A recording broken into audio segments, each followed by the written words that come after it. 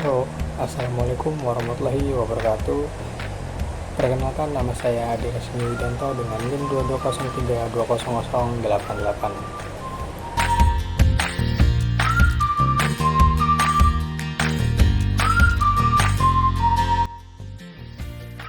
Selamat datang di video kali ini.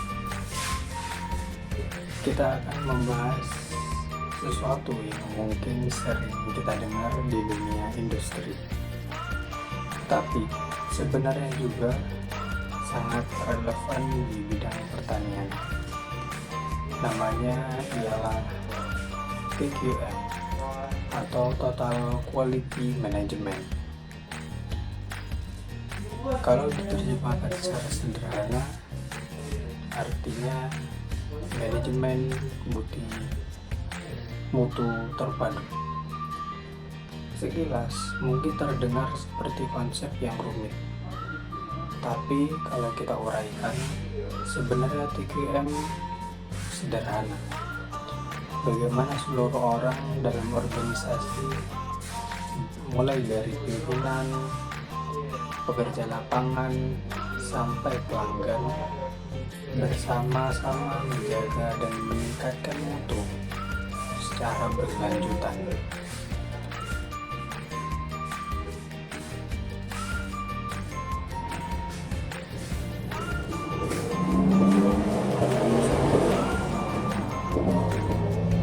Kalau dalam konteks pertanian, bayangkan ada satu kelompok tani, sebut saja kelompok tani Sumber Makmur. Mereka menanam cabai di daerah dataran tinggi. Setiap musim, hasil panen mereka bagus di awal, tapi menurun di pertengahan musim. Hasil panen kadang buahnya kecil, kadang cepat busuk. Nah, apa penyebabnya?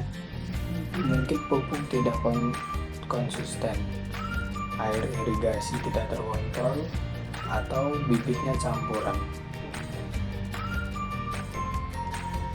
TQM datang untuk menjawab masalah-masalah seperti ini. Bukan hanya soal hasil cabai yang besar dan segar, tapi juga soal proses dan manusia di baliknya. Sebenarnya apa sih TQM itu?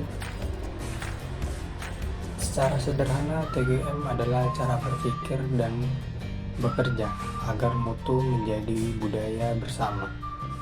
Bukan cuma tanggung jawab si pemimpin, bukan cuma urusan bagian inspeksi, tapi tanggung jawab semua orang yang terlibat. Dari pemilik kebun sampai penyiram tanaman di pagi hari. Jadi TQM ini bukan sekedar teori, ia adalah filosofi kerja kolektif tentang bagaimana manusia, proses, dan sistem bekerja sama agar hasilnya terbaik dan terus meningkat. Kalau diterapkan di pertanian, TQM bisa menjawab masalah yang sering kita hadapi, seperti panen tidak stabil dari musim ke musim, kualitas produk tidak konsisten, biaya produksi tinggi karena banyak pemborosan, lalu yang terakhir, komunikasi kacau antara pemilik kebun dan pekerja. Contoh nyata di kisah kelompok tani Sumber Makmur. Ada kelompok tani bernama Sumber Makmur di daerah dataran tinggi. Mereka menanam cabai di greenhouse sederhana. Awalnya semangat, pupuk lengkap, bibit bagus, air cukup. Tapi setelah 3 musim, hasilnya mulai menurun. Kadang cabainya kecil, kadang banyak busuk di batang. Semua menyalahkan cuaca, padahal kalau ditelusuri, masalahnya bukan di langit, tapi di proses. Tiap pekerja punya cara sendiri menyiram. Ada yang 2 kali sehari, ada yang sekali.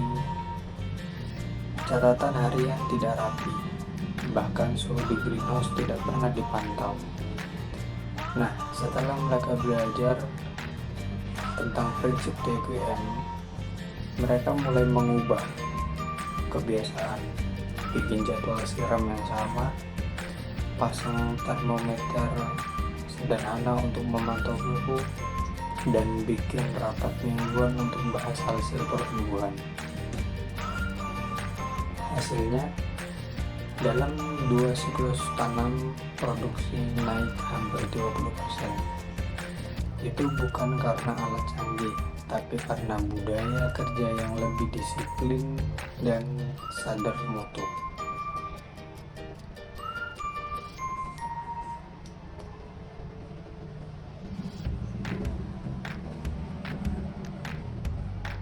Asal-usul TQM. Sekarang kita mundur sedikit ke sejarah. Setelah Perang Dunia II, Jepang benar-benar hancur. Tapi mereka punya satu visi, yaitu bangkit lewat kualitas. Tokoh-tokoh seperti William Edward Deming, Joseph Juran, dan Kaoru Ishikawa datang membawa gagasan baru, bahwa kualitas bukan tugas satu bagian, tapi tanggung jawab semua orang. Dari situ lahir sistem TQM. Perusahaan seperti Toyota, Honda, dan Sony menerapkan dengan sangat serius. Mereka fokus pada perbaikan berkelanjutan, mendengarkan pelanggan, dan memberdayakan karyawan. Dalam waktu 20 tahun, Jepang berubah dari produksi murah menjadi standar kualitas dunia. Dan dunia pun belajar, mutu tidak muncul karena alat canggih, tapi karena budaya kerja yang konsisten.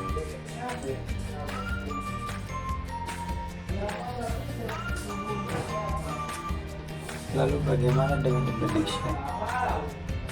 Kita juga punya ke arah ke sana. Di sektor pertanian, penerapan TQM mulai tampak lewat. Itu seperti sertifikasi GAP atau Good Agricultural Practice, sertifikasi organik, dan berbagai standar mutu produk ekspor.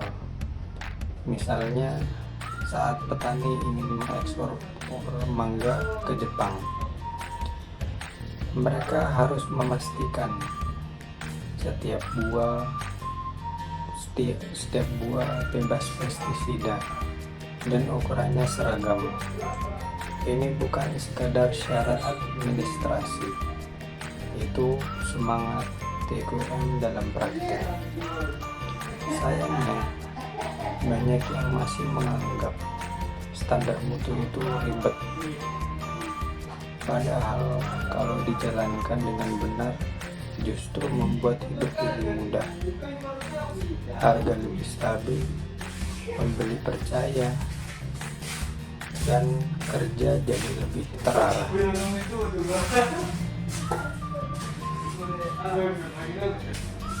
Refleksi kecil. TQM sebenarnya bukan tentang kualitas produk saja, tapi juga tentang kualitas manusia di balik produk itu. Ketika setiap orang, dari pemetik buah, pengangkut hasil, hingga pengemas, merasa punya tanggung jawab terhadap mutu, maka pertanian kita akan naik kelas.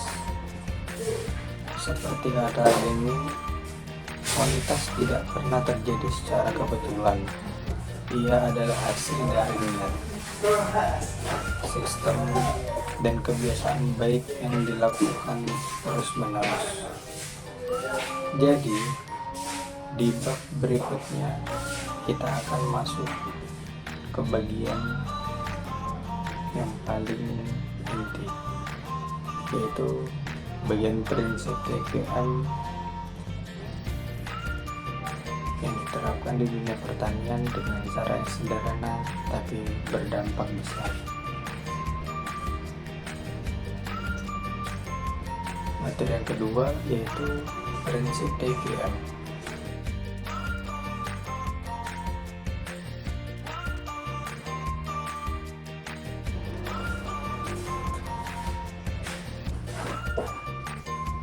Prinsip utama TQM dan gimana cara menerapkannya di kebun atau di usaha tani kita.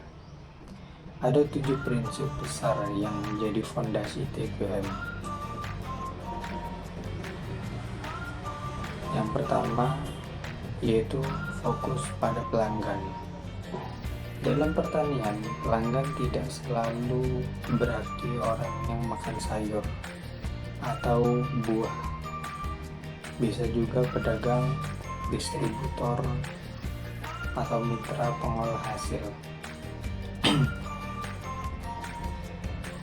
Coba bayangkan menanam selada untuk restoran besar di kota.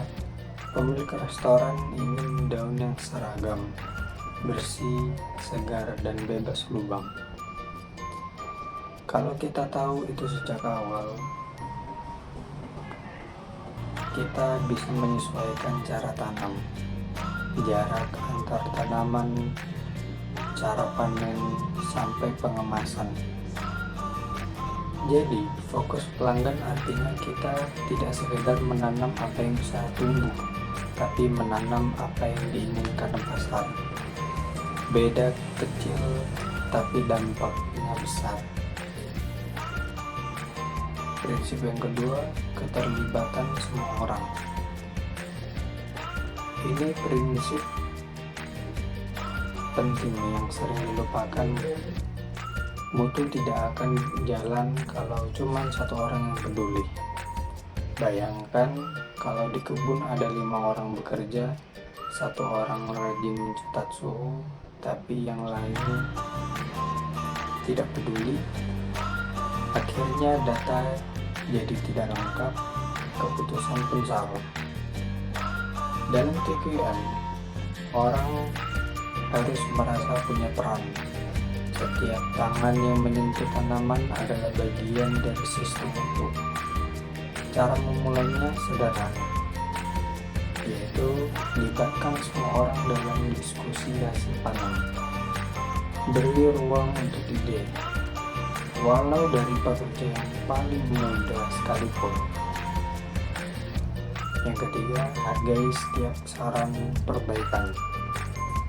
Karena kadang ide terbaik justru datang dari orang yang setiap hari berkotor tangan di kebun. Yang ketiga, pendekatan proses. Mutu bukan sesuatu yang muncul di akhir. Ia adalah hasil dari proses yang konsisten. Contoh, proses menanam padi. Mulai dari pemilihan benih, persemaian, pemupukan, pengairan, hingga panen.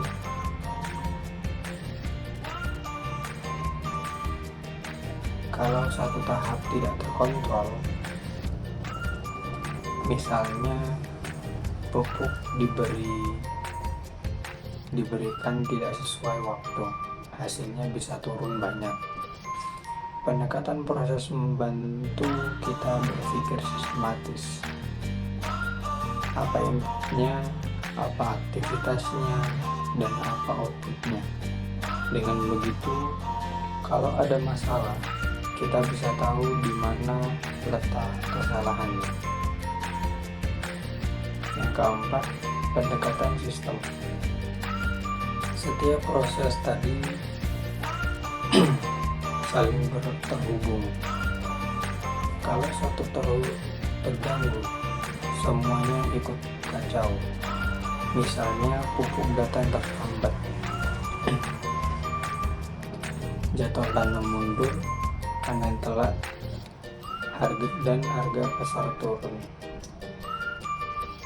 Nah, itulah kenapa TGM mendorong kita untuk berpikir sistematis. Dalam pertanian, sistem bisa mencakup sistem logistik seperti pengadaan pupuk dan benih, lalu sistem irigasi, sistem pencatatan hasil, dan sistem komunikasi antar anggota kelompok tani. Dengan berpikir sistem, kita tidak hanya memadamkan api, tapi mencegah apinya muncul lagi. Yang kelima, perbaikan berkelanjutan atau kaizen. Nah, dari bahasa Jepang, kai artinya perubahan, zen artinya lebih baik. Artinya, kita tidak menunggu masalah besar untuk berubah. Kita memperbaiki hal kecil tapi terus menerus. Misalnya, ganti cara pengemasan agar lebih cepat, tambah label warna di rak pupuk agar tidak tertukar, catat hasil panen harian biar terukur. Perubahan kecil itu kalau dilakukan konsisten bisa membawa lompatan besar. Prinsip yang keenam, keputusan berdasarkan data. Dalam pertanian, seringkali kita mengambil keputusan berdasarkan katanya. Katanya tanah ini bagus, katanya pupuk ini lebih manjur. Padahal TGM mengajarkan gunakan data bukan dugaan. Sekarang banyak alat murah dan sederhana seperti alat ukur pH tanah, sensor kelembaban, dan aplikasi pencatatan hasil panen. Data itu ibarat kompas, membawa kita mengambil keputusan yang tepat. Prinsip yang ketujuh yaitu hubungan saling menguntungkan dengan pemasok. Pemasok dalam pertanian itu vital, seperti penyedia benih, pupuk, alat, atau bahkan transportasi. Kalau hubungan kita dengan mereka buruk, rantai produksi terganggu. TGM mengajarkan agar hubungan ini dibangun atas dasar saling percaya dan terbuka. Misalnya, selalu beri umpan balik ke pemasok kalau kualitas turun. Kedua, undang mereka ke kebun biar tahu kebutuhan kita langsung. Yang ketiga, jangan hanya fokus harga, tapi juga konsistensi mutu. Karena dalam sistem mutu, semua pihak adalah mitra, bukan musuh tawar-menawar.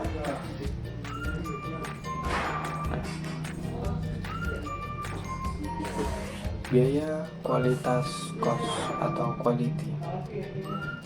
TGM juga mengenal konsep biaya kualitas, yaitu biaya yang muncul karena tidak dijaga dengan baik. Ada dua jenis, yaitu yang pertama biaya kegagalan, misalnya cabai busuk, produk ditolak pasar. Yang kedua biaya pencegahan, misalnya biaya pelatihan, inspeksi, atau perawatan alat. Nah, TGM mendorong kita memperbesar biaya pencegahan agar biaya kegagalan menurun. Dengan kata lain, mutu tinggi bukan bikin mahal, tapi justru bikin hemat.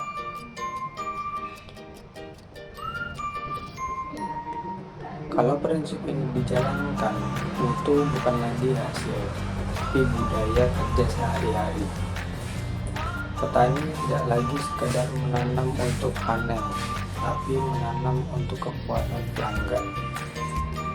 Dan setiap orang merasa punya tanggung jawab terhadap hasil akhir. Materi yang selanjutnya yaitu PDCA dan Kaizen, roda perbaikan yang tak pernah berhenti.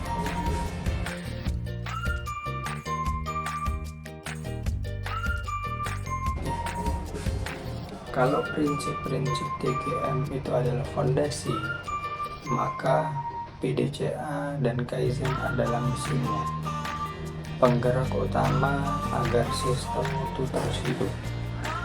Banyak orang berpikir TGM itu rumit, penuh tabel dan laporan. Padahal intinya cuma satu, jangan berhenti memperbaiki. Dan untuk itu kita butuh roda perbaikan yang terus berputar.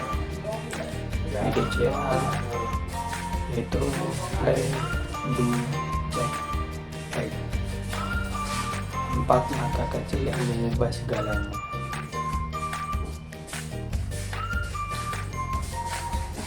Yang pertama yaitu plan atau perencanaan. Di tahap ini kita merancang langkah-langkah sebelum bertindak. Dalam konteks pertanian berarti menentukan bibit apa yang akan ditanam, mengatur jadwal tanam, pupuk dan irigasi, lalu menetapkan target mutu dan hasil panen. Contohnya Pak Rudi, petani cabai di Magelang, ingin meningkatkan hasil panen. Selama ini dia tanam tanpa catatan. Lalu dia mulai membuat rencana tanam tertulis, jenis bibit, yaitu seperti jenis bibit, dosis pupuk, dan suhu ideal di greenhouse.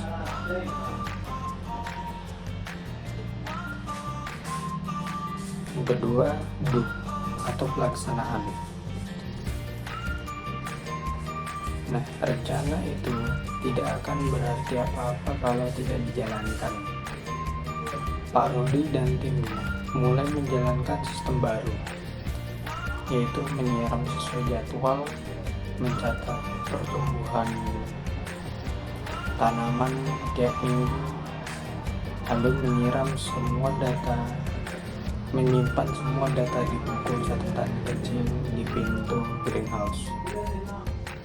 Kedengarannya sederhana, tapi inilah inti dari TGM, melakukan rencana secara disiplin dan konsisten. Yang ketiga, cek atau periksa. Setelah beberapa minggu, jangan langsung lanjut, cek dulu hasilnya. Apakah pertumbuhan sesuai target? Apakah ada tanaman yang layu lebih cepat? Apakah jadwal siram terlalu sering? Pak Rudi menentukan bahwa suhu di siang hari terlalu panas dan daun menguning. Ia sadar butuh ventilasi tambahan. Yang terakhir, yaitu tindak lanjut. Langkah terakhir, perbaiki dan sesuaikan. Pak Rudi memasang kipas ventilasi sederhana. Dan di musim berikutnya hasil panen meningkat 25%. Begitulah roda PDCA berputar. Setelah roda kembali ke plan dan terus berputar tanpa henti. PDCA bukan teori industri. Ia bisa diterapkan bahkan di kebun kecil selama kita punya semangat belajar dan mencatat. Kaizen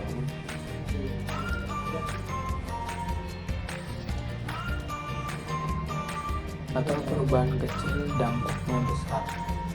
Kalau PDCA adalah roda, maka Kaizen adalah bahan bakarnya.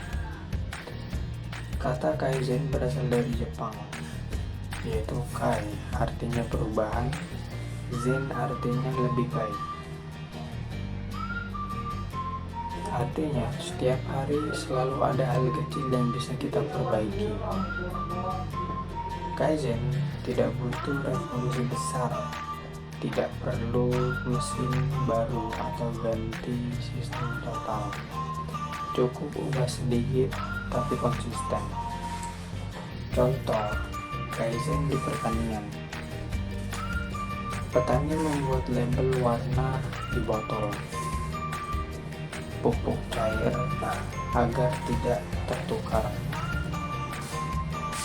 Pekerja mencatat suhu dan kelembapan di pagi sebelum siram tanaman.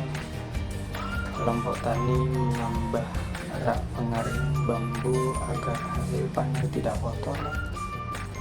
Yang terakhir, satu yang menarik, mereka semua foto tanaman tiap minggu untuk membandingkan hasilnya. Perubahan-perubahan kecil ini membuat sistem kerja lebih tertib dan hasilnya mutu tetap meningkat pelan tapi pasti. Alat bantu Kaizen yaitu 7QC, 7QC Tools atau DA dan Okayoke. Agar perbaikan tidak hanya feeling, TQM mengenal beberapa alat bantu sederhana, yaitu 7QC Tools. Ada 7 alat bantu dasar yang membantu kita menganalisis masalah. Yang pertama itu check sheet, lembaran catatan inspeksi. Misalnya mencatat daun kuning per baris tanaman. 2. Histogram untuk melihat total hasil panen. Yang ketiga Pareto chart mengidentifikasi 20% penyebab yang menimbulkan 80% menyebab masalah. Yang keempat cause and effect diagram atau Ishikawa, menganalisis akar penyebab masalahnya. Yang kelima scatter diagram, yaitu mencari hubungan antar dua variabel, misalnya suhu dan hasil panen, suhu versus hasil panen. Yang keenam control chart, memantau kestabilan mutu. Yang ketujuh flow chart, menggambarkan proses kerja.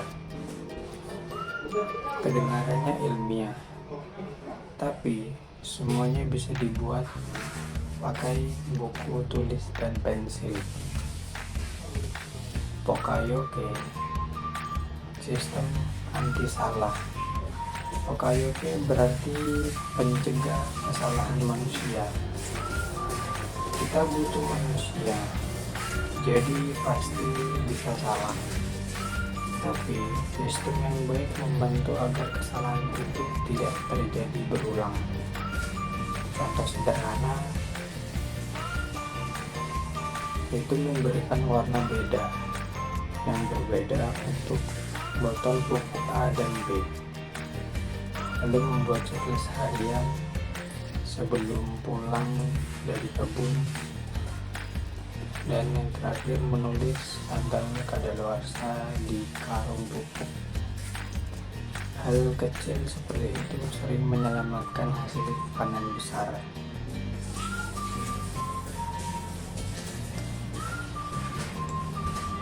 Refleksi kecil.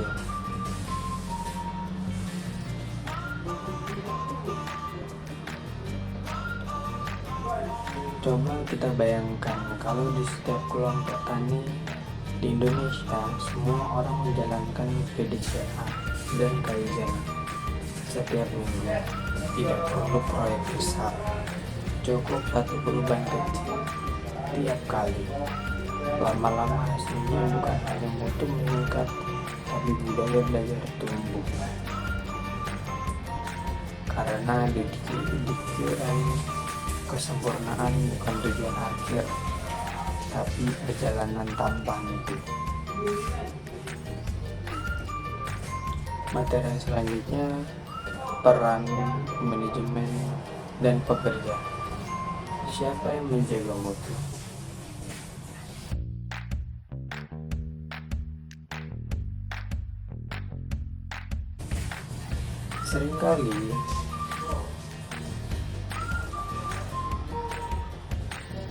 Seringkali kalau kita bicara soal mutu, orang langsung bilang itu urusan pimpinan, atau sebaliknya itu tanggung jawab pekerja di lapangan. Padahal dalam TGM keduanya tidak bisa dipisahkan. Bayangkan pertandingan seperti orkestra besar, manajemen adalah dirijen, pekerja adalah pemain musiknya. Kalau satu saja keluar nada, hasilnya sumbang. Peran manajemen, entah itu pemilik kebun, ketua kelompok tani, atau pimpinan koperasi, punya 4 peran besar, yaitu menetapkan visi mutu yang jelas. Misalnya, kami ingin menyampaikan sayuran bebas pestisida dengan standar ekspor. Yang kedua, memberikan pelatihan dan motivasi. Tidak semua pekerja paham mutu, jadi pembinaan sederhana. Bagaimana mencuci alat, bagaimana mengenali tanaman stres, dan sebagainya. Yang ketiga, menyediakan alat ukur dan sistem, misalnya papan catatan, alat pengukur pH, atau formulir inspeksi sederhana. Yang keempat, menjadi teladan. Kalau pimpinan datang telat, tepat waktu, dan ikut mencatat data, tim akan meniru. Nah, peran pekerja lapangan. Sebaliknya, pekerja atau petani pelaksana adalah ujung tombak mutu. Mereka yang menyepi tanaman setiap hari, mereka yang bisa melihat perubahan kecil, daun menguning, batang lembek, dan tanah kering. Kalau mereka tidak punya kesadaran itu, semua sistem di atas kertas tidak akan berjalan.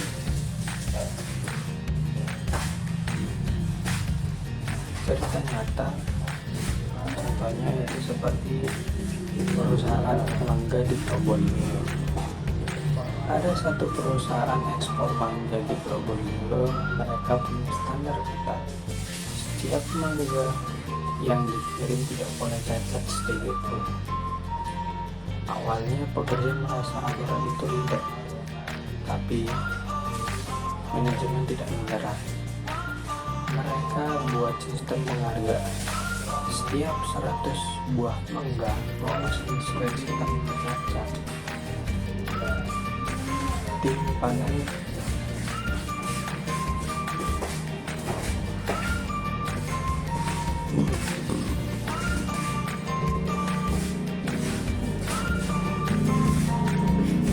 setiap 100 buah mangga lolos inspeksi tanpa cacat. Tim panen mendapat bonus kecil. Hasilnya, dalam satu musim, tingkat cacat turun dari 15% menjadi hanya 3%. Dan lebih menarik lagi, semangat kerja naik drastis. Itulah bukti bahwa mutu bukan soal alat, tapi soal manusia.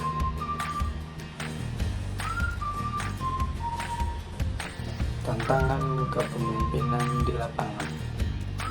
Tantangan utama manajemen pertanian di Indonesia seringkali bukan teknologi, tapi komunikasi dan kebiasaan.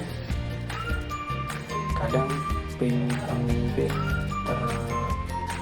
terlalu banyak bicara tapi jarang mendengar. Kadang pekerja punya ide bagus tapi tidak berani bicara. TQM mengajarkan komunikasi dua arah. Setiap orang berhak memberi saran. Setiap perbaikan kecil patut dihargai.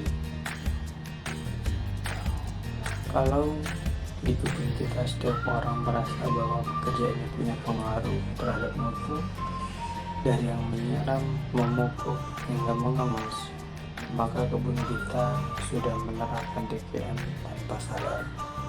Karena di ujungnya, kualitas produk sama dengan kualitas manusia yang mengerjakannya. Selanjutnya, tantangan implementasi dan studi kasus.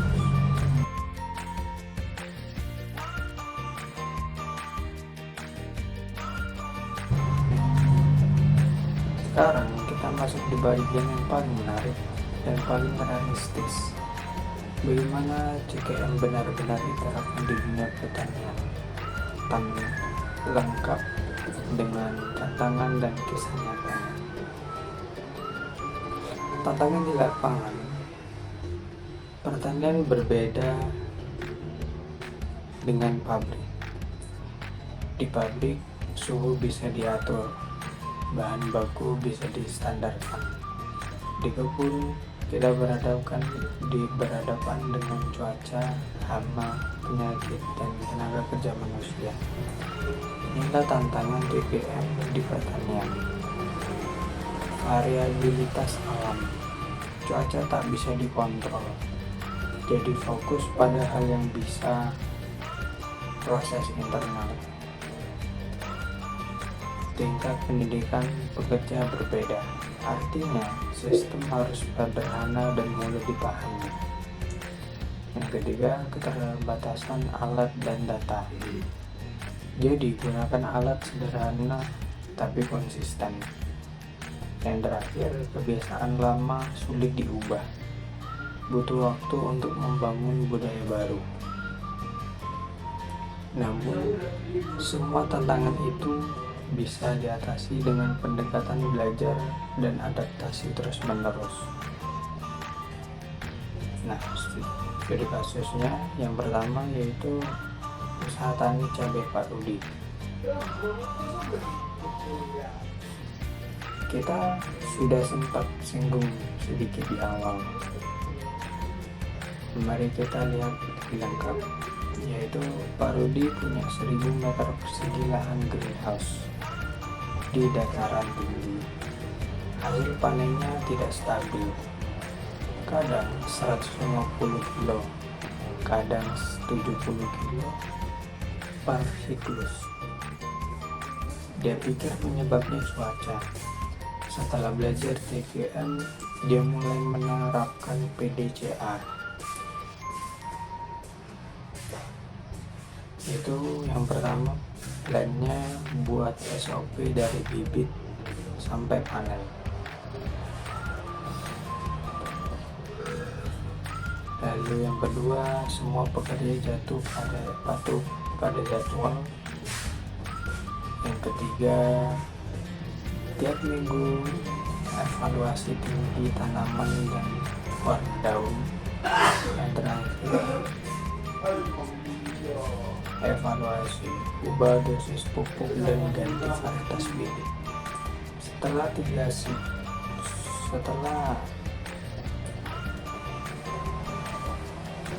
siklus, hasilnya stabil 120 sampai 130 kg per siklus. Lebih sedikit dari puncak sebelumnya, tapi stabil, dan itulah kunci kualitas.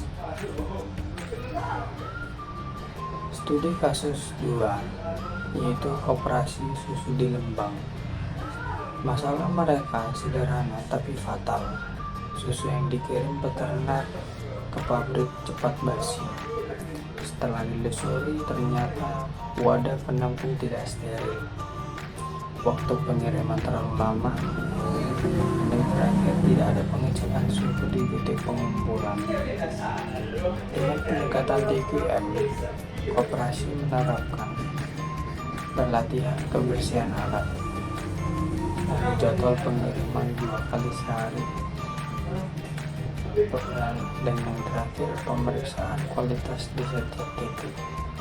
Hasilnya, susu yang ditolak pabrik turun dari 18% jadi hanya 4%, dan koperasi mendapatkan kontrak baru dengan perusahaan yang besar. Studi kasus 3, pertanian organik di Bali. Kelompok tani organik di Bali menerapkan kaizen dengan cara unik. Setiap akhir musim mereka duduk bersama di bali-bali bambu, bukan untuk saling menyalahkan, tapi untuk refleksi. Apa yang berhasil, apa yang bisa diperbaiki. Dari situ lahir ide-ide kecil, menambahkan mulsa alami, mengarang pupuk cair, hingga meningkatkan rotasi tanaman. Dalam 2 tahun, produktivitas naik 20%, dan pemborosan pupuk berkurang separuh, dan tidak ada proyek besar, tidak ada konsultan mahal, hanya budaya belajar. Studi kasus yang keempat yaitu startup agritech di Jawa Tengah. Sebuah startup agritech membantu petani cabai menggunakan aplikasi pencatat harian berbasis TQM. Setiap pekerja mencatat data tanam, penyiraman, dan hasil panen di aplikasi. Sistem otomatis menghitung grafik, mutu, dan memberi rekomendasi.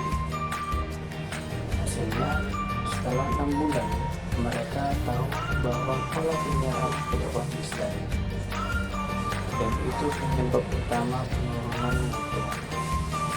Setelah diperbaiki, hasil panen meningkat 35%.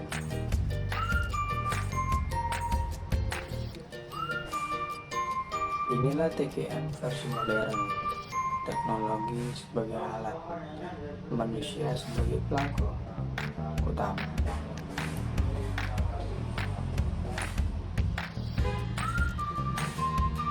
Nah, kita sudah mencapai penutup dan refleksi akhir.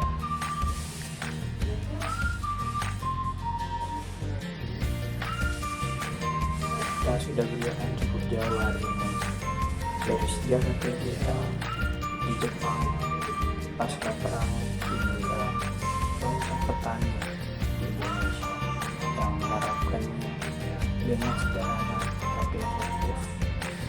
Mari kita sungguhkan esensi TQM. TQM mengajarkan kita bahwa kualitas sejati bukan hasil dari estimasi di akhir, tapi dari kesadaran dan pencegahan setiap langkah. Kita belajar bahwa fokus pada pelanggan membuat hasil lebih diterima pasar. Keterlibatan total membuat semua orang merasa punya tanggung jawab. Kaizen menjaga semangat perbaikan terus menerus. PDCA membuat sistem kita hidup dan adaptif. Dan terakhir, data membantu kita melangkah dengan pasti, bukan sekadar katanya.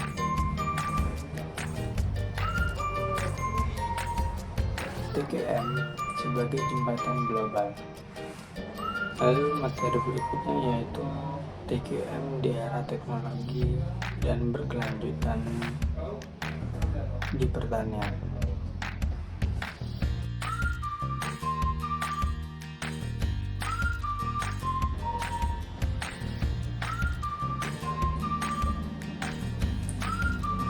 Dunia pertanian sedang berubah dengan sangat cepat.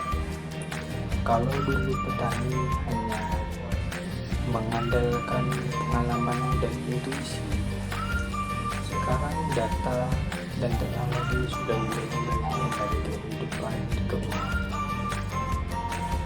Bayangkan sekarang sudah ada sensor tanah yang bisa memberitahu kapan kadar air mulai turun.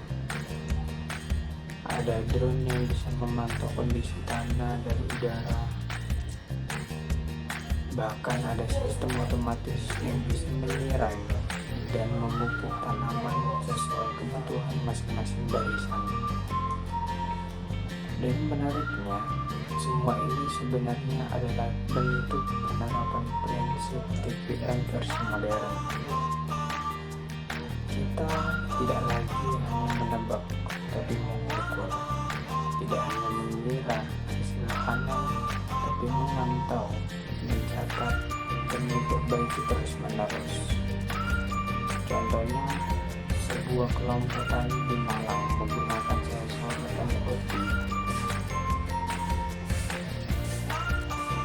IoT sederhana untuk memantau kelembapan tanah di greenhouse cabai.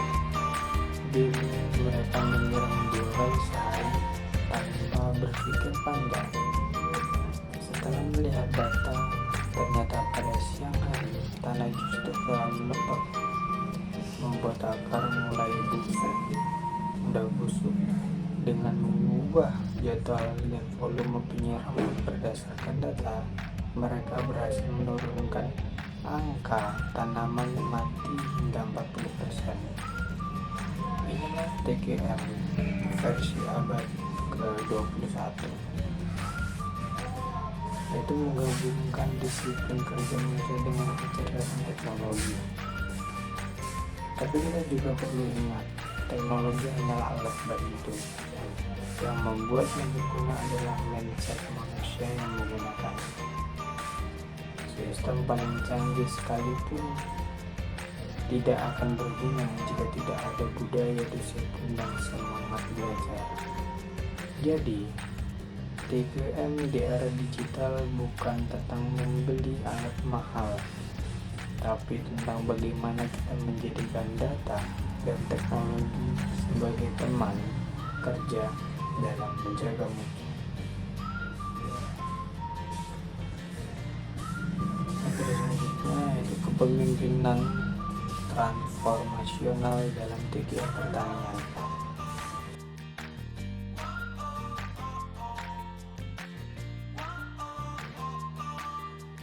Mutu tidak mungkin hidup tanpa kepemimpinan yang kuat. Namun jenis kepemimpinan yang dibutuhkan dalam TGM bukanlah kepemimpinan yang memerintah, melainkan pemimpin yang menggerakkan hati orang lain. Kepemimpinan transformasional berarti mampu menyalakan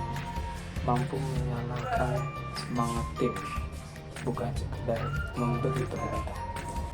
Bayangkan seorang ketua kelompok tani bernama Pak Hasan.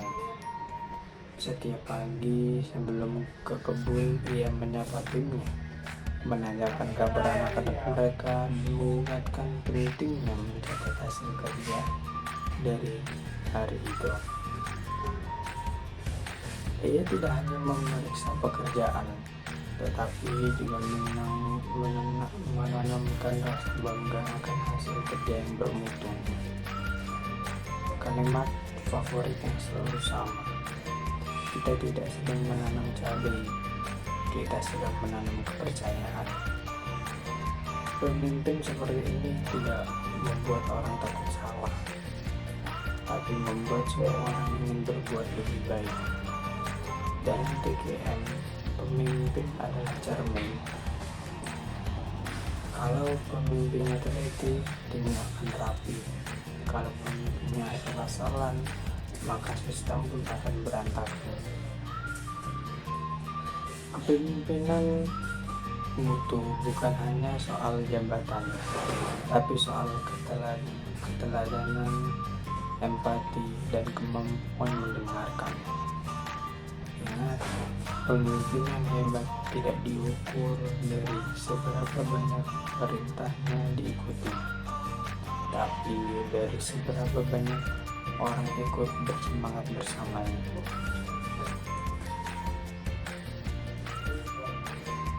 Selanjutnya, TGM dan kecerdasan emosional dalam tim kerja.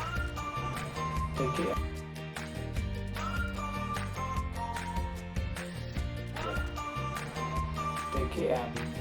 sering terdengar teknis, penuh data dan proses. Tapi di balik itu semua, ada satu hal yang jauh lebih mendasar, yaitu manusia. Sistem tidak berjalan karena kertas, melainkan karena hubungan antar manusia. Kecerdasan emosional, kemampuan untuk memahami dan mengelola perasaan sendiri dan orang lain adalah bahan bakar utama dari sistem dunia hidup. Pernah ada cerita di sebuah kebun tinduk pura di Lembang. Dua pekerja, yaitu padi dan panen, berselisih karena cara pemangkasan berbeda. Satu bilang lebih cepat kalau disaduk, yang lain bilang lebih rapi kalau digunting. Awalnya mereka saling diam, pekerjaan jadi lambat. Tapi pada rapat mutu mingguan, kedua tim mengajak keduanya berbicara dengan tenang. Dia bertanya siapa yang salah, tapi dia tidak bertanya siapa yang salah, tapi apa yang bisa dipelajari dari perbedaan ini. Akhirnya mereka sepakat mencoba dua metode di barisan yang berbeda. Mencatat hasilnya dan ternyata kombinasi keduanya justru efisien. Dari situ semua orang belajar karena perlu diperbaiki bukan prosedurnya, tapi cara kita berkomunikasi. Kecerdasan emosional membuat sistem TGM menjadi manusiawi. Ia menumbuhkan rasa saling percaya, membuat kritik diterima dengan lapang dada, dan mudah rapat dan mengubah rapat evaluasi yang tadinya mengadakan menjadi ruang belajar bersama. Selanjutnya, TGM dan etika bisnis pertanian. Mutu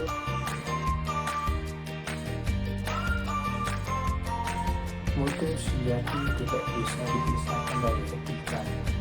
Kalau mutu adalah tubuh, maka etika adalah jiwanya. Dalam dunia pertanian, godaan itu banyak. Menggunakan pestisida berlebihan agar panen cepat, mencampur hasil panen dari lahan lain agar terlihat banyak, atau menutupi cacat produk demi harga tinggi. Padahal itu mengajarkan mutu adalah janji orang kepada pelanggan. Di sana metode seorang petani sayur di Bogor pernah menolak pesanan besar karena pembeli meminta tambahan pewarna alami biar lebih hijau. Petani itu menolak dengan halus. Ia bilang kami menjual kejujuran, bukan warna. Setahun kemudian pembeli itu justru kembali, bukan untuk menawar harga, tapi untuk menawarkan kerjasama jangka panjang. Kenapa? karena kepercayaan tidak bisa dibeli. Dan TPN, etika bukan sekedar nilai tambahan, ia adalah kombinasi agar mutu bisa bertahan jangka panjang. Karena sistem tanpa moral, cepat atau lambat akan runtuh oleh keserakahan sendiri. Jadi, setiap kali kamu menjual hasil panen, ingatlah, yang kita jual bukan hanya produk, tapi juga nama baik.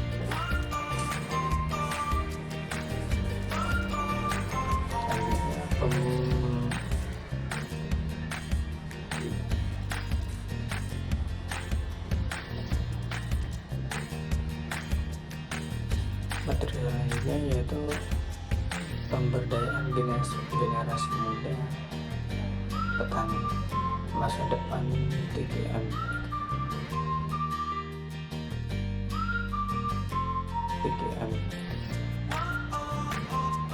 Nah, siapa yang akan melanjutkan semangat mutu ini? Jawabannya yaitu generasi muda. Kita sering dengar keluhan anak muda sekarang tidak mau jadi petani, tapi mungkin karena mereka belum melihat bahwa pertanian hari ini bukan soal cangkul dan tempur, melainkan soal data, inovasi, dan kreativitas. Generasi muda menjadi ujung tombak penerapan TPM modern. Mereka cepat belajar teknologi, suka bereksperimen dan berpikir sistematik. Bayangkan seorang pemuda bernama Raka di Kulon Progo. Ia mengembangkan sistem pencatatan digital untuk sekelompok tani. Setiap pekerja cukup menulis hasil panen di ponsel, dan aplikasi otomatis membuat grafik mutu, konsumsi air, serta juga pupuk. Dari situ mereka bisa tahu kapan produktivitas naik atau turun, dan alasannya apa.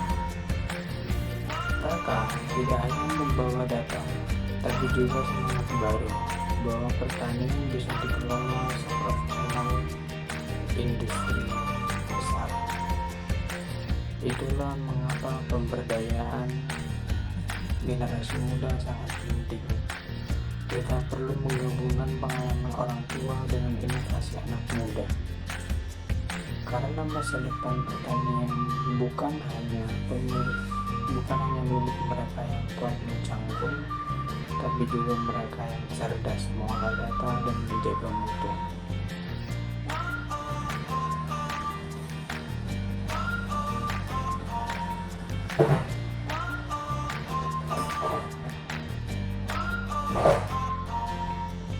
Penutupnya yaitu menanam budaya mutu dalam diri.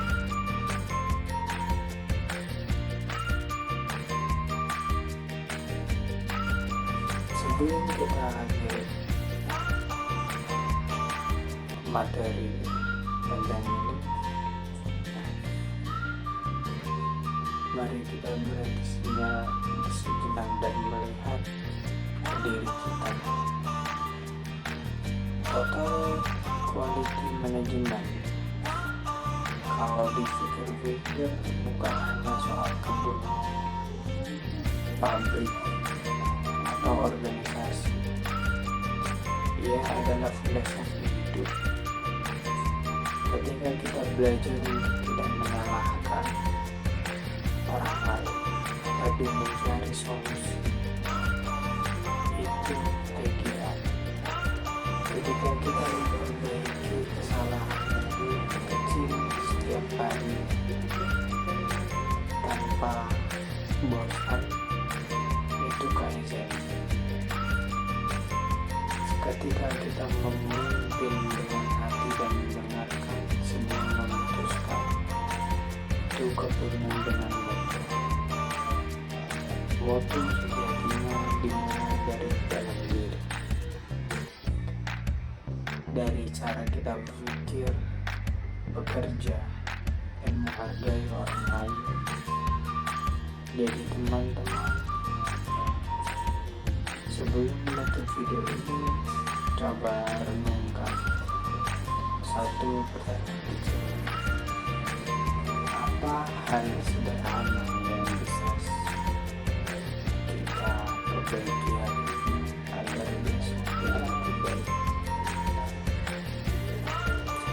Mungkin itu cara mencatat, mungkin cara berbicara, mungkin hanya cara kita tersenyum saat bekerja.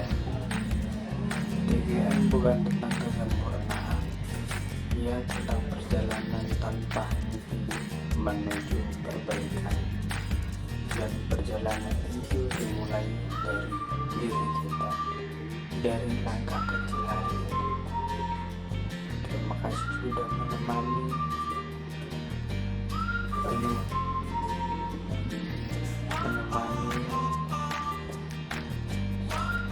terima kasih sudah menemani dan terima kasih atas perhatiannya. Teruslah malam. Terima kasih atas perhatiannya. Teruslah menanam, teruslah memperbaiki, dan teruslah menjaga mutu, karena masa depan Indonesia bergantung pada kita semua, terutama pada generasi muda. Assalamualaikum warahmatullahi wabarakatuh.